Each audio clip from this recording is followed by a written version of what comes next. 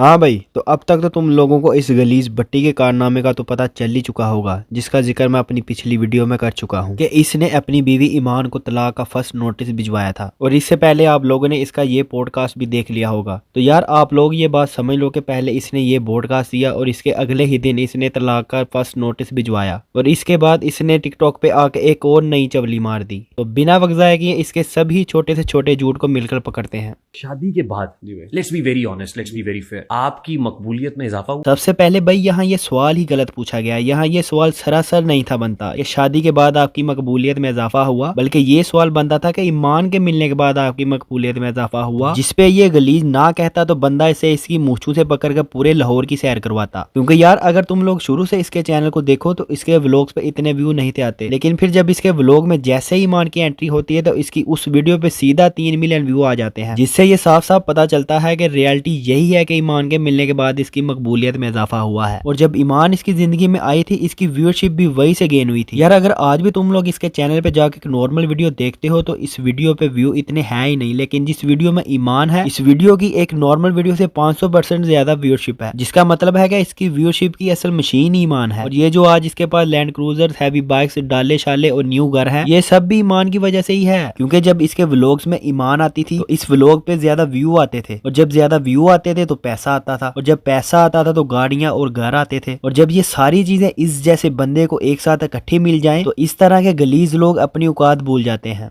मेरी मकबूलियत अल्हम्दुलिल्लाह पहले भी थी। हाँ, शादी मेरी बहुत ज्यादा वायरल हुई थी, बहुत ज्यादा वायरल हुई थी। मैं नहीं कहता कि पाकिस्तान की 2024 में वो, मैंने ये नहीं कहता कि पाकिस्तान की सबसे बड़ी शादी थी। हाँ तो ये भी कहना था ना, ये क्यों नहीं कहता कि पाकिस्तान की सबसे बड़ी शादी थी। तुझे पता है अगर तूने ऐसा कहा तो फर्क होकर ने फिर तेरे घर पहुंच जाना है। मतलब यार घटियापन की भी एक हद होती है, लेकिन ये बंदा अब सारी हदें पार कर चुका है। ये कहता है कि बस मैं ही सही हूँ, बाकी सारे के सारे गलत। मेरा पुत्र ये बात ना पूरा का पूरा इंटरनेट जानता है कि तेरे यूट्यूब पे आने से पहले इतने फड्डे नहीं थे होते, ना कोई किसी किस्म की लड़ाई झगड़ा देखने को मिलता था, ना कोई कंट्रोवर्सी, ना कोई इस तरह की बात। जब से मेरा पुत्र तो यूट्यूब पे आया है ना, कभी ये फड्डा, कभी वो फड्डा, कभी उसके साथ लड़ाई, कभी उसके साथ फाइट, पैंती सीरी घर के मामलात को तो यूट्यूब पे ले आया है। क्योंकि मेरी माँ का, मेरे बाप का एक ही बेटा था, उनकी ख्वाहिश थी कि शादी हमने धूमधाम से करनी है, तो मैंने उनकी सारी रीजें उतार। तो यार तुम में से तो कुछ लोग जानते होंगे कि ये तलाक वाला मसला कैसे पैदा हुआ। इसका मेन मसला आप लोगों को बताता हूँ कि ये सीन कैसे क्रिएट हुआ। तो आप में से तो कुछ लोग जानते होंगे कि इसकी और इसके दोस्तों की कुछ वीडियोस वायरल हुई थी कि किस किस तरह की ये हरकतें करते हैं और इनकी आपस में क्या बॉन्डिंग थी। तो इनकी वो वाली वीडियोस वायरल होने के बाद हर बंदा इनको लानते दे रहा था। और ये कितना चालाक और शातिर इंसान है ये तुम सब तो जानते ही हो। इसने अवाम की सारी तवज्जो डाइवर्ट करने के लिए अपने ही घर का मसला सोशल मीडिया पे डिस्कस करना शुरू कर दिया, लेकिन इस चीज का भी इसको कख करने का फायदा नहीं हुआ। इसकी फितरत दुनिया के सामने खुल गई कि ये किस किस्म का इंसान है और ये किस तरह अपने ससुराल वालों और अपनी वाइफ को कैसे ट्रीट करता है। और जब इस गलीज भट्टी की वीडियो वायरल होती है तो काफी लोग इसकी कुत्ते वाली करते हैं। तो इसी बात को लेकर ईमान के भाई ऊन की एक वीडियो सामने आती है, जिसमें वो किसी ब्रॉडकास्टर को कह रहा था कि इसकी बहन के बारे में बात ना की जाए।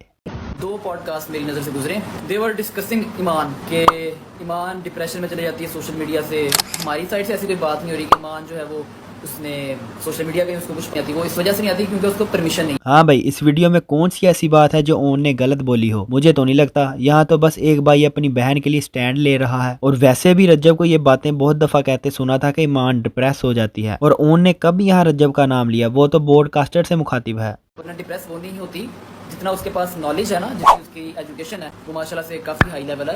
उसका दिमाग जो है वो इतना छोटा नहीं कि वो डिप्रेस हो जाए या सब कुछ है वो ना सोशल मीडिया को बर्दाश्त कर पाए। बहुत एजुकेटेड है। यार इस वीडियो में कहाँ रज्जब का नुकसान हुआ है और कहाँ उनने रज्जब को तड़ियाँ लगाई हैं? अगर तुम लोगों ने सुना तो मुझे भी बता देना।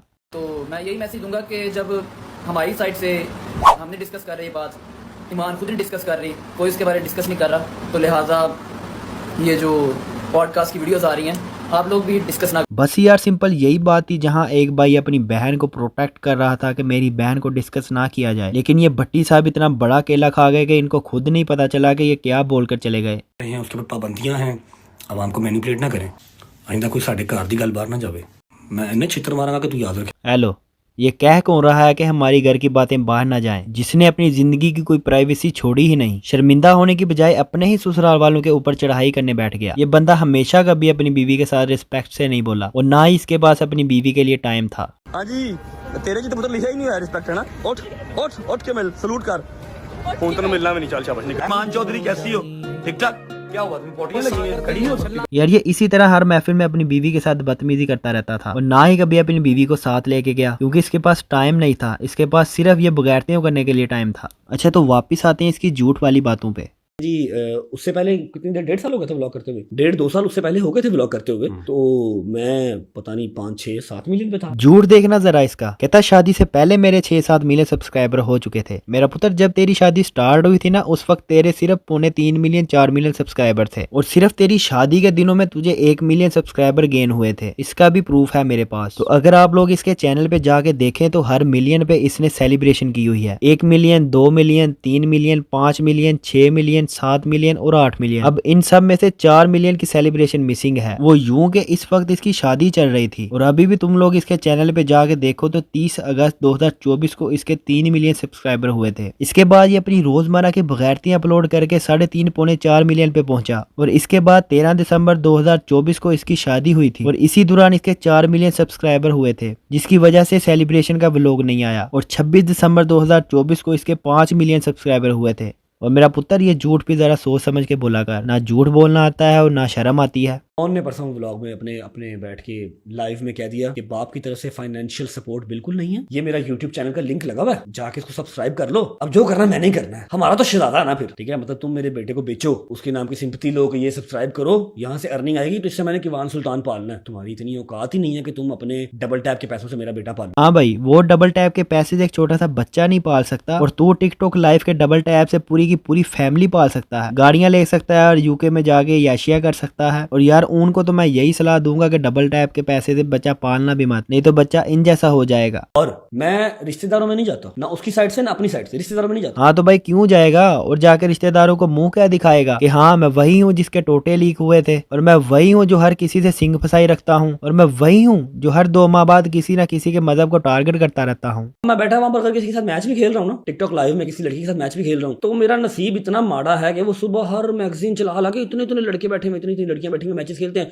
वो हर मैगजीन लगा देगा कि रज्जब भट्ट जो है इंडियन लड़की के साथ फ्लर्ट करता हुआ पकड़ा गया। हाँ यार ये वाकई अजीब है, आर्टिकल और मैगजीन छापने वाले। भट्टी साहब इस इंडियन लड़की रिया के साथ फ्लर्ट थोड़ी कर रहे थे, ये भाई तो उसे नमाज और कलमा सिखा रहे थे। ये देखो हाँ जरा। तुम आदत ऐसे ऐसे क्यों बात करते हो? दूसरे के साथ देखते हो झगड़ा करते हैं तो एक मेरा हाथ ही फील द लव, तुम्हें देख के हम खुश हो जाते हैं।